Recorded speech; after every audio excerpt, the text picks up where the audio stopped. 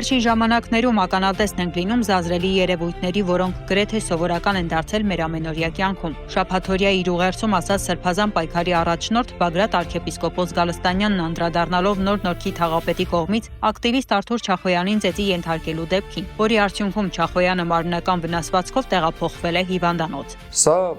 պարզապես մի փոքր դրվագ է, որ ցույց է տալիս այս խուլիգանախմբի իրական պատկերը Եվս մեկ անգամ է ցույց տալիս, զարմանալի պիտի չլինի դա մեզ համար, այլ պարզապես այս երևույթը կամ երևույթները պետք է պատճառ լինեն մեր անելիքները օր առաջ իրականացնելու